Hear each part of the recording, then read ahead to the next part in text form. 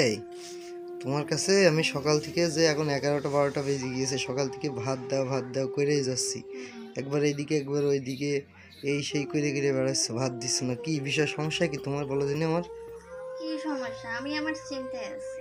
কিসের চিন্তা তোমার, কি সমস্যা আমি বুঝলাম না। আমি একটু খাবো আর তুমি একবার এই ঘরে যাচ্ছ এই ঘরে যাচ্ছ, কি বিষয় এসে বুঝলাম না। হ্যাঁ, তোমাকে খেতে তো দিবই। তো কখন দিবা? তোমার তো একটু ধৈর্য নাই। আমি ধৈর্য আমার নেই? চিন্তায় আছি, বুঝছো? কিসের চিন্তা? হুম, একটু খাইতে দিলে আবার কি হয়ে যায়, আবার কিসের চিন্তা? আর তোমার হাতে কি? পিছনে কই? পিছনে দিচ্ছ কেন হাত বারবার? হুম, আমার হাতে কিছুই নাই। বলো দেখি। না, কিছু নাই। আমি আবার হাত দিচ্ছি, তুমি সরো। না আমার না হাতে না, কিছু তুমি নাই। বলবা তো। কি পিছনে হাত কেন? কই দেখি। আরে নাই কিছু। না না না, দেখো কি সমস্যা কি, দেখো হাত দেখাও। কি ডিম কেন তোমার হাতে? ডিম আবার পিছনে লুকিয়ে রাখার কি আছে? তুমি ভাত চাইছো না? হ্যাঁ।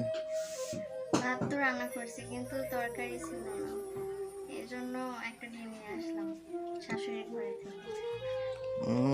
তার মানে তুমি শাশুড়ির ঘর থেকে ডিম ঝেড়েছো, তাই তো?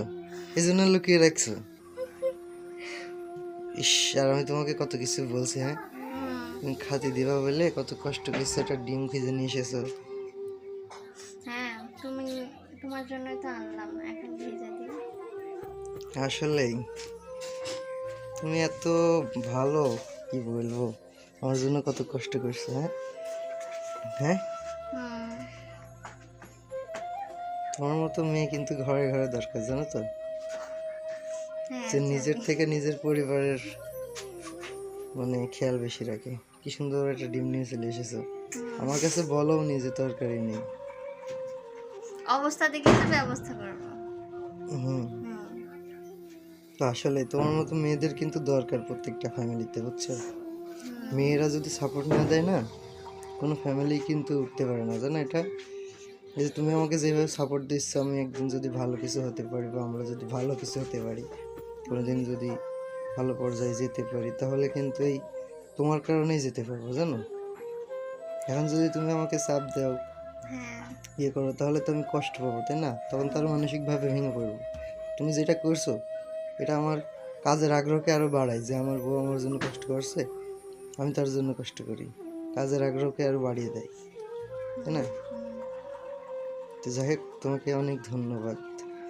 যাই হোক, আমাকে এখন ধন্যবাদ থেকে দেওয়ার কিছুই নাই।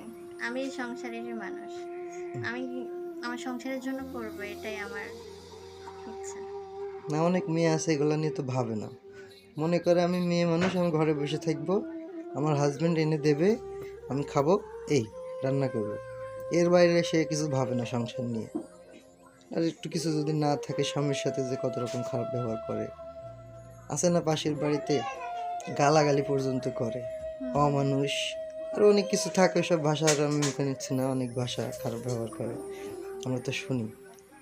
তো হুম। আসলে সেই জন্যই তোমাকে ধন্যবাদ দিলাম, যে তুমি কখনোই আমার সাথে খারাপ ব্যবহার করোনি, আর বরঞ্চ তুমি সংসারটাকে চালিয়ে নিয়ে যাচ্ছ। যখন অসময় থাকে তখন তুমি তোমার মতো করে চালিয়ে নাও। হুম। তোমার মতো মেয়ে যারা, তাদেরকে ধন্যবাদই দেওয়া উচিত, বুঝছো? হ্যাঁ। হুম। বা এরকম মেয়েদের কারণে কিন্তু সংসার অনেক মানে ভালো একটা কিছু হয় সংসারে। সবাই ভালো থাকবেন, সুস্থ থাকবেন, নিজের খেয়াল রাখবেন। আল্লাহ হাফিজ।